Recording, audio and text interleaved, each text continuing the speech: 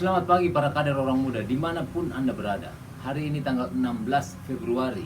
Judul dari materi kita hari ini adalah berikan izin pada orang untuk mengambil resiko.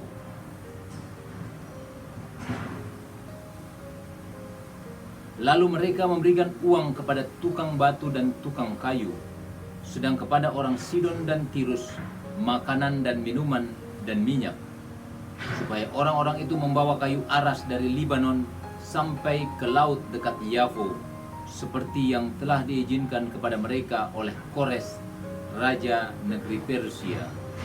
Dari kitab Esra bab 3 ayat 7. Para kader yang saya cintai, kebanyakan orang perlu diberi izin untuk mengambil resiko.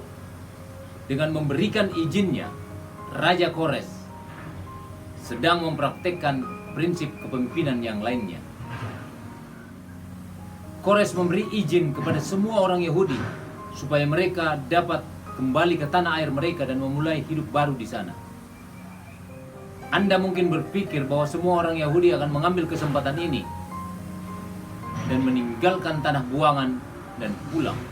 Tapi dari ratusan ribu orang Yahudi di tanah buangan pada tahun 538 sebelum Masehi, hanya 49.897 orang yang meresponi tawaran ini. Mereka menyerahkan hidup yang nyaman dan sudah mereka kenal untuk memulai dan mengejar hidup baru dari nol lagi. Resiko seperti ini bagi kebanyakan orang terasa berat.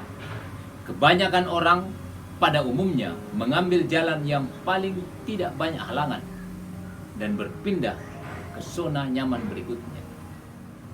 Itu sebabnya kenapa pemimpin harus menjadi teladan keberanian dan membuat orang lain juga berani.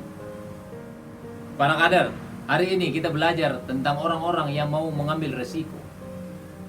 Orang-orang Yahudi pada zaman Raja Kores, Raja Persia, diberi izin untuk kembali ke tanah leluhurnya di Yerusalem. Orang-orang Yahudi pada saat itu sudah berjumlah ratusan ribu jiwa, tetapi hanya 49.987 orang yang berani mengambil resiko. Mereka harus meninggalkan zona nyaman mereka di tanah pembuangan dan mulai bergerak dari nol lagi. Tapi orang-orang Yahudi yang pulang ke sana itu mengambil resiko yang besar karena mereka adalah gelombang pertama yang menuju ke Yerusalem, kembali ke tanah leluhur mereka untuk membangun kembali negerinya. Para kader, Anda dan saya juga punya pengalaman seperti itu. Mungkin saja beberapa di antara Anda pernah mengalami diberi tugas untuk membuka cabang baru di kota lain, bahkan di luar pulau Anda. Anda yang berani melakukan itu adalah orang-orang yang sudah mengambil resiko yang besar untuk membangun organisasi yang baik. Kita semua diberi kesempatan untuk maju, dan untuk maju kita harus berani mengambil resiko.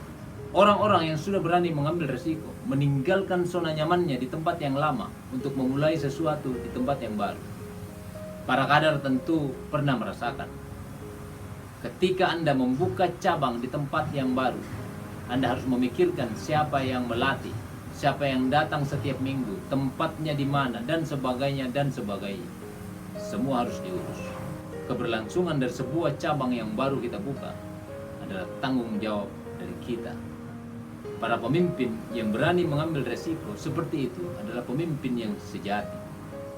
Mari kita belajar untuk berani mengambil resiko.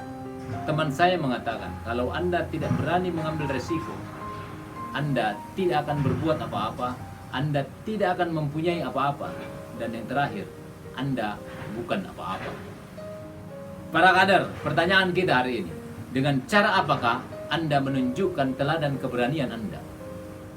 Selamat belajar dan berlatih untuk berani mengambil resiko dan mengajarkan keberanian itu kepada tim Anda. Tuhan memberkati kita semua. Amin.